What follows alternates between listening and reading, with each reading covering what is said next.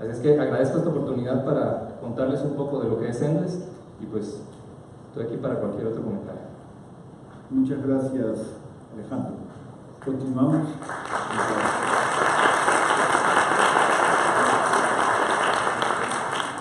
Continuamos con Salvador Paiz, de la Fundación FUNSEPA. Bueno, muchas gracias. Yo en honor a nuestros invitados había pensado hacerlo en inglés, pero no sé si eso sea prudente. ¿Sí?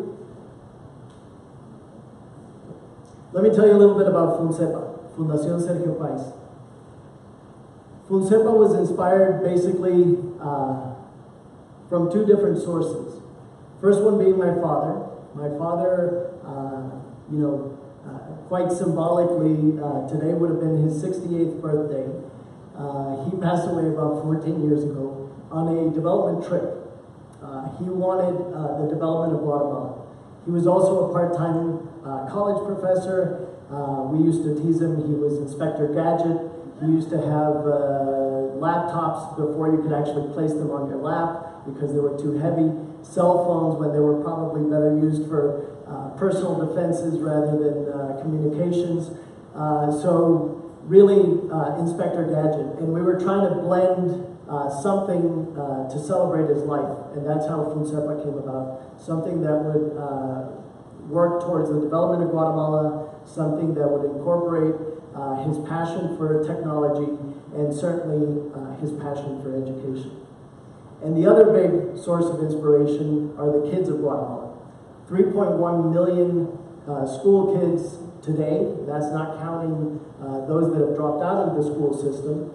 And like we saw in the graphs previously, with some pretty dire statistics. 5.6 years of average schooling, and what's worse, 8.6% of graduates actually pass the very basic math sufficiency and math proficiency exams. So quality of education in this country, quite poor. We need to do something different, and we need to do it fast. And we think that that's where FUNSEPA comes in. Our vision, basically to leverage technology to transform education in our country. We've been doing this officially now as a foundation for the last 12 years, and I'd like to tell you a little bit about what we've accomplished thus far. What is it we do? Well, we look at basically three things. We try to bring access to technology to those public schools in Guatemala. We've certainly recognized the importance of teachers in that educational equation, so we're bringing teacher training to the teachers of Guatemala. And thirdly, we view our role as a foundation as being in the leading edge of innovation. Ministries of education around the world, they've got huge challenges. They're dealing with huge bureaucratic systems that they need to operate the day-to-day to make it work.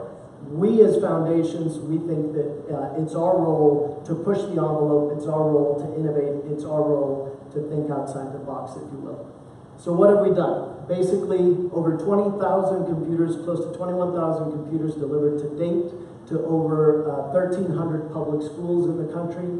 The other big thing we believe in is teacher training, as I said. We've trained thus far 77,000 teachers in the usage of technology as a teaching tool. To put it into perspective, 77,000 teachers is about 50% of the teacher population of this country. So we're getting close to that Malcolm Gladwell tipping point, if you will, where 50% of the teachers of this country are now proficient, comfortable using technology in their day-to-day role as teachers. We've used computers and those training classes to teach everything from basic computer literacy all the way to things like ethics and values to those teachers. And lastly, like I said, innovation, pushing the envelope. Alejandro mentioned, things like Khan Academy. We work closely with Endless Computers and the like. So how is it we do what we do, right? How is it that we get to scale? That was one of the questions we were asked to answer during our panel. First, and quite importantly, we do it in conjunction with the Ministry of Education. We've been a partner of the ministry for the last 12 years. They sort of look at us like their technology outsourcing arm, and whatever it is that they need in technology, whether it's current technology needs or innovation in terms of technology, we're trying to partner with that ministry to solve those needs. So we're not a separate NGO or a separate something that is trying to operate in the country. We're quite literally solving those needs as a partner and almost as a part of the educational system. The second big thing, very important ingredient on how we do this, is obviously the support that we've gotten. And we have, we're a small family foundation at the end of the day, but we've been able to generate very significant support from various sources. We've been quite creative with our fundraising, and we've been able to generate significant citizen support. Things like, score a goal for education with one of the local soccer teams, all the way to dinner in the dark. And I can't even begin to list the amount of various and very creative local fundraising opportunities and the amount of support. Leave Your Change for Education, for example, was another big one. The amount of support from the citizens of Guatemala. They really believe in the power of technology and the power of technology to improve education. We've also gathered some pretty big support from corporate donors, corporations, and their employees. We've tried to become their outsource provider, if you will, of their corporate social responsibility functions. We have several companies where they provide matching grants to their employees. They provide volunteer trips to equip public schools with technology. And we really provide the whole corporate social responsibility package primarily to smaller and medium-sized businesses that are interested in having an impact in their communities. And thirdly, I would say donors and sponsors, brand names you would probably or certainly recognize, World Vision, Child Fund, Microsoft, JP Morgan, USAID, to list but a few. So none of this would matter unless we're actually having an impact on learning, right? All of the computers delivered, all of the schools that we have a presence in, all of the teachers we've trained, none of that would matter if learning isn't being impacted, right? All of the other things are input variables. The output variable that we're interested in measuring is learning. And my grandfather used to say, what doesn't get measured doesn't get improved.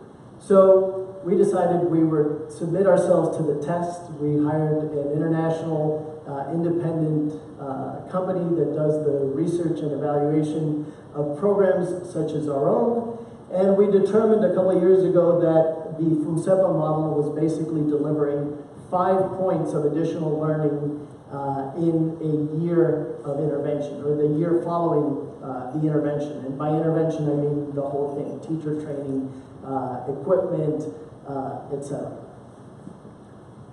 But we weren't satisfied with that. So we recently did another study.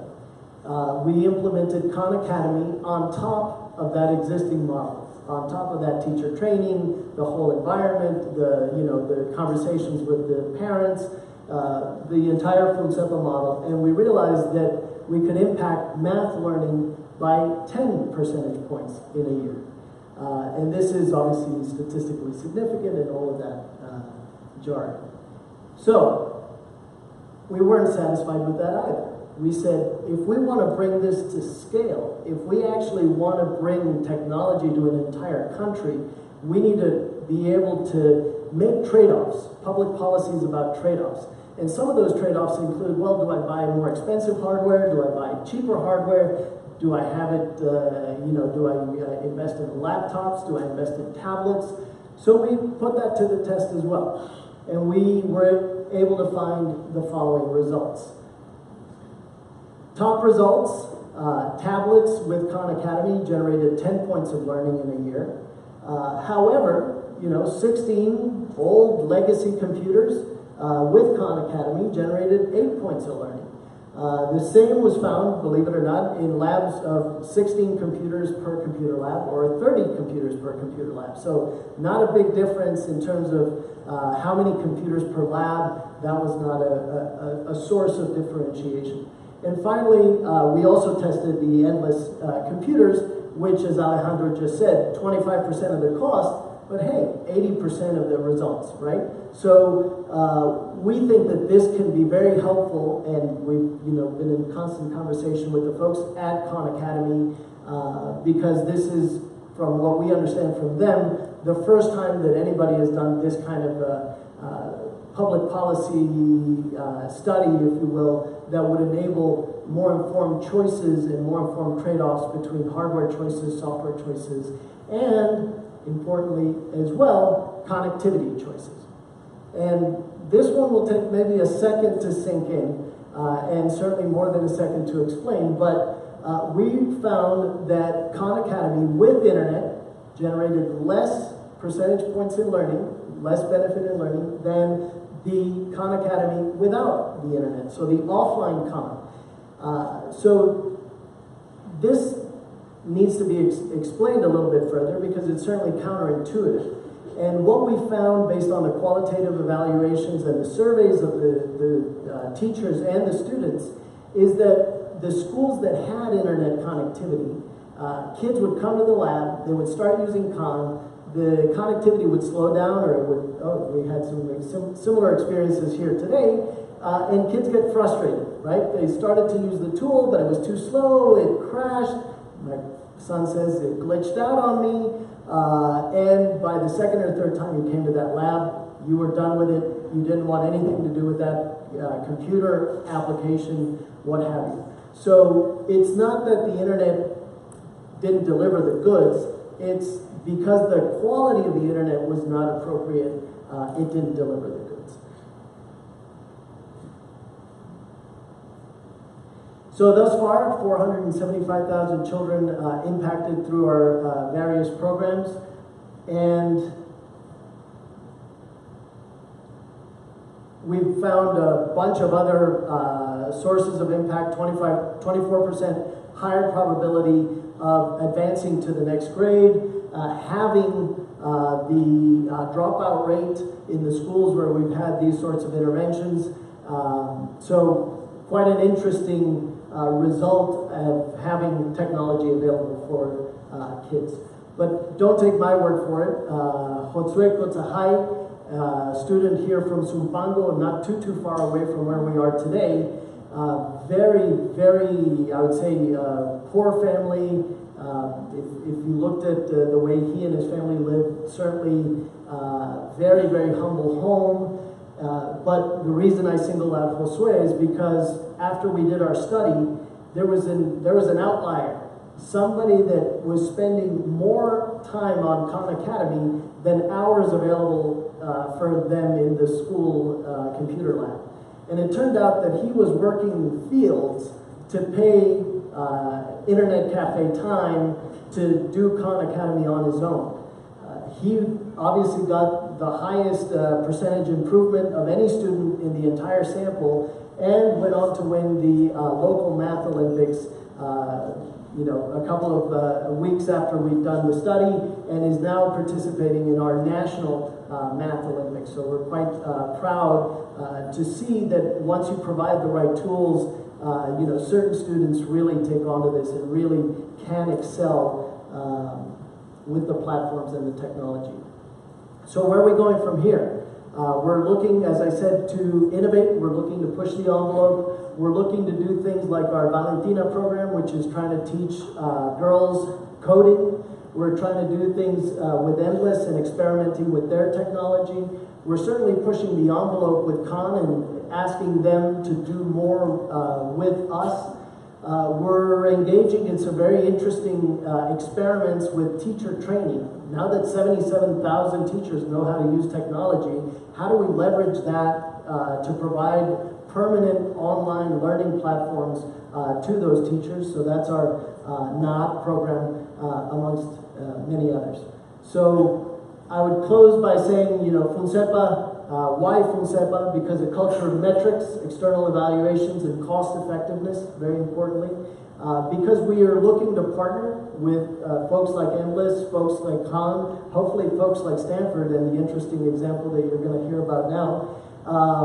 Because we're hyper-local, you know, training 77,000 teachers doesn't occur in Guatemala City or doesn't occur in Antigua, Guatemala. It occurs little town by little town, which is what we've been able to do at a nationwide scale, right? Our vision is to bring computers and technology to every single school in the country.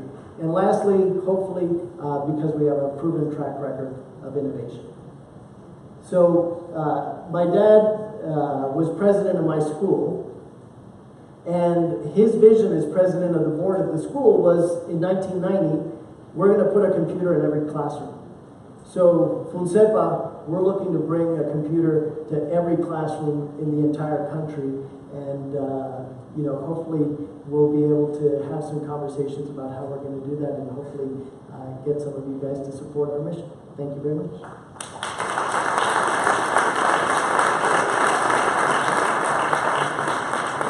Thanks, Salvador, for such interesting presentation and the success of your program. Now we go with Claudia.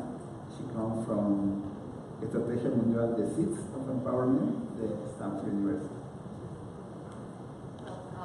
Good afternoon. It's an honor and a pleasure to be here. But since we are in Guatemala, I'm going to switch to Spanish. Okay, I brought my presentation in Spanish. So, muy buenas tardes. Es un gusto para mí estar acá compartiendo además de este panel con excelentes expositores y colegas. Creo que realmente mi presentación de alguna manera va a también resumir y tocar muchos puntos que ya tocaron a Salvador y Alejandro. Hablábamos en las sesiones concurrentes sobre 3 puntos básicos, ¿verdad? Que son sostenibilidad, escalabilidad e impacto. Y creo que también, de alguna manera, lo que discutíamos era que en los últimos 20 años, y lo sabemos los que estamos en educación, en las últimas 2 décadas, por lo menos en los últimos 15, que se han hecho muchos esfuerzos claramente en la primera infraestructura, en la primera parte, vamos a decir, si nos imaginamos una pirámide, que es el realmente dotar, y se han hecho grandes esfuerzos en los ministerios de educación en dotar de infraestructura y también en capacitación docente. Pero resulta que no necesariamente hemos llegado a tener los mejores resultados, ¿verdad? Y hoy día nuestros estudiantes, nuestros niños no llegan comparativamente en otros países en el mundo a tener las mejores calificaciones en las pruebas educativas. Entonces, mi presentación hoy la he querido centrar básicamente en el tema de impacto. Y por eso hoy día les voy a hablar sobre un nuevo paradigma pedagógico que creo que realmente puede influir en el impacto, y es a través de la tecnología móvil. Así que si ustedes unen todo lo que Salvador y Alejandro han dicho, pues de alguna manera lo vamos a ver también.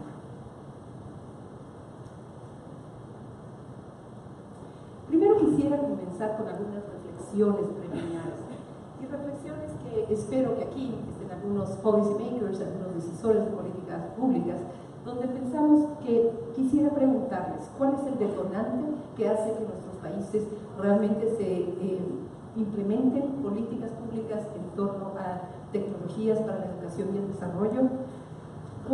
¿Estamos convencidos de cambiar nuestros sistemas educativos y sabemos cómo hacerlo? Y finalmente, ¿quiénes son los verdaderos actores? Permítanme comentarles muy brevemente quiénes somos nosotros. Seeds of Empowerment es una non-profit que se extiende de Stanford University Graduate School of Education, ¿verdad? La Escuela de Educación de Stanford University, donde tenemos una misión muy clara, y es realmente llegar a los inalcanzables, llegar a esas comunidades en el mundo que hoy en día realmente no ni siquiera cuentan con internet, sino también muchas veces no cuentan ni siquiera con electricidad. Y América Latina no escapa de esta realidad que muchas veces podemos pensar en el continente africano. Pero también en América Latina sabemos que tenemos hoy día comunidades que realmente no cuentan con básicos servicios.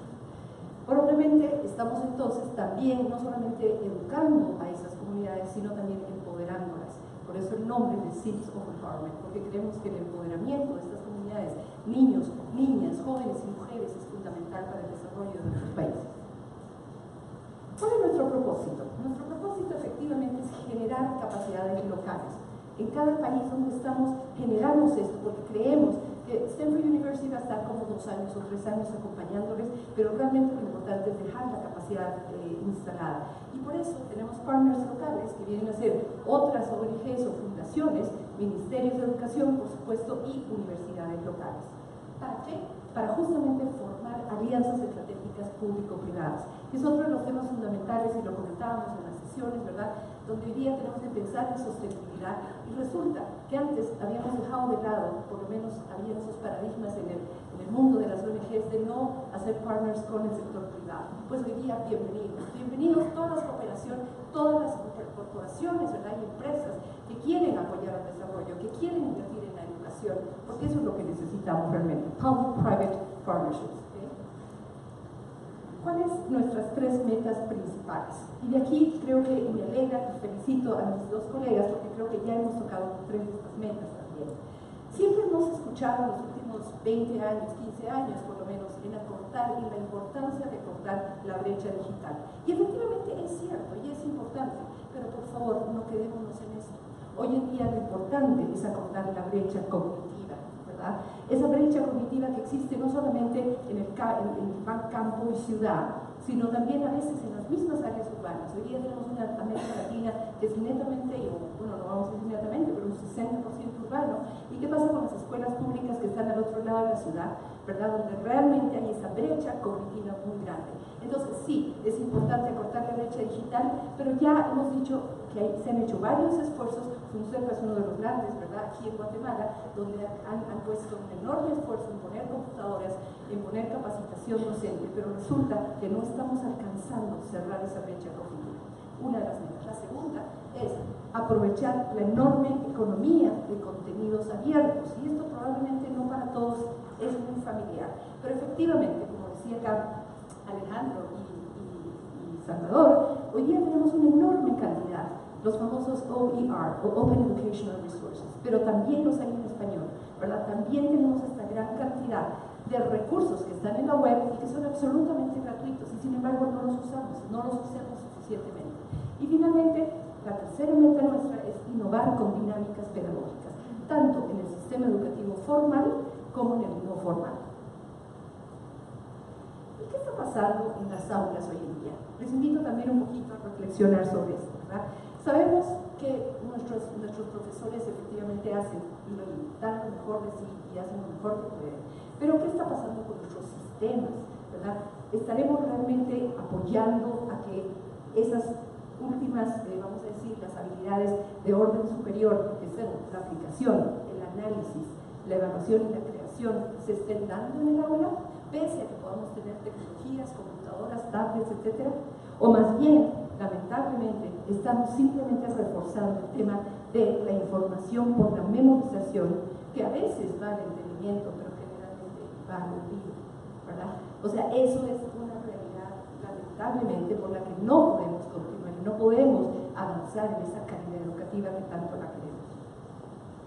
Por lo tanto, este es el escenario que tenemos hoy día, ¿verdad? Tenemos una enorme cantidad de estudiantes en todo el ciclo educativo del K-12, desde inicial, primaria y secundaria, están muy aburridos, están no motivados, no se sienten realmente motivados, y nuevamente pasan a la universidad de igual manera, ¿verdad?, donde no encuentran relevancia en lo que estudian, ni tampoco motivación, y finalmente tenemos esta productividad, ¿verdad?, o sea, una baja productividad en el trabajo.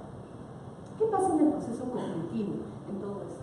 Lo que sucede es que nuestro cerebro encuentra ciertas maneras para reducir la carga mental, ¿no? Y una de ellas justamente es aceptar algo sin cuestionarse, sin preguntarse qué es lo que está aprendiendo realmente, hacerlo por la vía fácil, ¿verdad? Entonces, ¿cómo diseñamos hoy día un nuevo ambiente de aprendizaje? Ese reto grande que tenemos los tecnócratas del desarrollo, los pedagogos, ¿verdad? ¿Cómo contestamos a esta pregunta masivamente? Y probablemente una de ellas son los famosos MOOCs, pero no les voy a hablar hoy día de eso, ese es otro tema. Pero sí quiero que quede claro, y creo que en eso estamos absolutamente de acuerdo acá los panelistas, ¿verdad? Es que entonces hoy en día ya no se trata de lo que la tecnología hace en el aula, y sino más bien lo que importa es qué actividades pedagógicas hacemos con ella, ¿verdad? Es como una nueva frontera, ya tenemos laboratorios con computadoras, ya tenemos enorme inversión en capacitación docente y sin embargo no tenemos resultados. Entonces, ¿qué está pasando? ¿Será que tenemos que cambiar el modelo pedagógico? Y ahí vamos, y hoy día les presento, tengo el grato gusto de presentarles a nuestro proyecto estrella, que es SMILE, Stanford Mobile Inquiry Based Learning Environment, y aquí en realidad lo importante es la palabrita indagación. ¿Verdad? Es un entorno de aprendizaje móvil basado en la indagación. Esto obviamente está apoyado por muchísimos modelos pedagógicos. ¿Y qué es lo que es? SMILE básicamente es un modelo pedagógico innovador basado en la indagación, decía yo, y centrado en el estudiante. Primera cosa, no está centrado en el docente, está centrado en el estudiante, en el educando, que puede ser de 10 años o puede ser de 50, ¿ok? Que promueve oportunidades de aprendizaje, habilidades cognitivas de categoría superior, las que nos interesan realmente promocionar, incentivando el pensamiento crítico, la creatividad, la resolución de problemas y el trabajo colaborativo entre pares. Las destrezas del siglo XXI que tanta falta hacen a nuestras nuevas generaciones. Es también una efectiva herramienta para la autoevaluación del estudiante. Así como también permite al maestro tener una evaluación de la curva de aprendizaje en tiempo real. Aquí el maestro no queda excluido. Y ojo, no hay por qué preocuparse, porque efectivamente la masa crítica de docentes a veces dice, bueno, ya nos van a sustituir por una computadora. No, para nada. Se trata de que asuma otro rol, ese rol de facilitador del proceso de aprendizaje, que ese es realmente importante.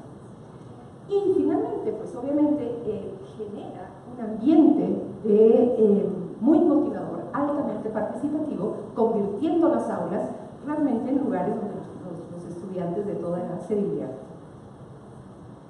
Entonces, ¿cómo empieza SMILE? De alguna forma es una dinámica y depende obviamente del grupo etario. He dicho que lo ponemos generalmente desde cuarto de primaria, desde que el niño tiene ya ganada la lectoescritura, hasta 100 años, quisiera decir, también hacemos educación de adultos.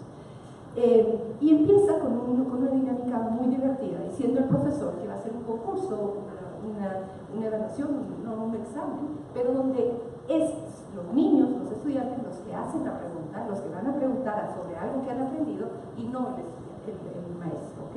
Entonces empieza la dinámica con los estudiantes creando la pregunta, incorporan la tecnología móvil. Ustedes saben perfectamente que a los chicos y a los jóvenes les encanta, entonces es algo que ellos tienen la oportunidad de sacar su móvil, ¿verdad? Es todo lo contrario que estamos acostumbrados a decir, guarden esos teléfonos, pues aquí no, sáquenlos, ¿ok? A los que tengan, y obviamente en otras escuelas, pues la escuela les provee.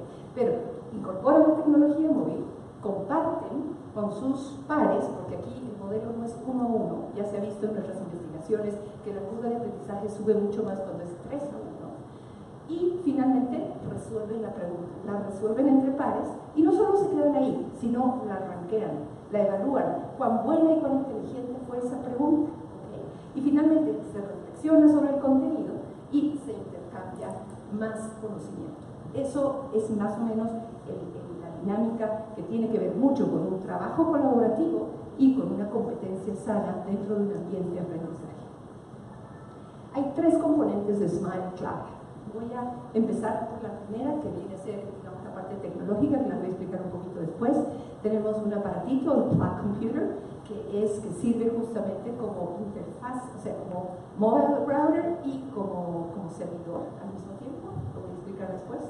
La interfaz que tenemos actualmente, después de ya 6 años de haber probado esta plataforma, es que sirve absolutamente en cualquier medio, vamos a decir, en portátiles, en computadoras de escritorio y obviamente en los móviles, ¿verdad? ¿Y eso por qué? Porque justamente hemos tomado en cuenta que hay muchas escuelas que realmente ya están equipadas y que no hay que hacer un doble gasto. Aquí se trata de realmente invertir nuevamente en el modelo pedagógico, en cómo se dice, y no realmente ya tanto en la tecnología. Y finalmente, bueno, nuestro modelo es realmente invitar a lo que es incentivar los soft skills y incentivar las habilidades de categoría superior. Entonces, les decía, acá tenemos el aparatito, ese es el dual computer, tenemos que es un Wi-Fi router, un server y al mismo tiempo, efectivamente, que sirve para cualquier infraestructura, Y además, como server, funciona también justamente como un repositorio de contenidos. Entonces tenemos Khan Academy, tenemos todos esos recursos abiertos, ¿verdad?, que están en línea y que los podemos usar. Pero, ahí pongo el pero, contextualizados a la realidad del país, contextualizados claramente a lo que es pertinente para el país. Ahí lo pueden ver. Además, en comunidades tan remotas donde no hay electricidad, se carga con una batería de camión o de auto. Eso lo hacemos mucho en África. Y simplemente les quiero mostrar acá algunas de las dinámicas para que vean. Por ejemplo, un taller de Smile de matemáticas, cómo los muchachos, realmente los chiquitos, están internalizados y motivados para hacer las dinámicas, ¿verdad? Trabajando entre pares, matemáticas, resolución de problemas. Por ejemplo, aprendiendo inglés, pero aprendiendo inglés desde su punto de vista. Acá tenemos 2 niños en Tanzania que están aprendiendo y ponen la pregunta, ponen una fotito y ¿de qué es eso, verdad? ¿Es una vaca? ¿Es una mesa? ¿Es una silla? No, es una botella. Y así de fácil, ellos van subiendo ese contenido genuino que lo tienen a nuestra plataforma y lo comparten con otros niños. Pero vamos más allá. También preguntan sobre hechos de sus realidades, sobre cuán democrático es su país, sobre cuántos derechos humanos tienen, y van más allá de las materias. O sea que es una herramienta para el debate. Hay miles de razones pedagógicas por las que se puede instalar Smile en el aula, ¿verdad? Por ejemplo, el buscar otro tipo de preguntas que no estén en sus textos escolares. Y con esto termino. Estamos aquí también en universidades. Y finalmente ustedes pueden ver la plataforma, que es sí cuando está online, cuando tenemos online. Son 4 modalidades, que luego a los que les interese las podemos poner. Esta hoy día podemos subir todo tipo de multimedia. Está traducida en 20 idiomas. Tenemos 1 millón de estudiantes en todo el mundo, con 25.000 docentes y en 25 países. Y dejo esto para el debate posterior. Muchísimas gracias.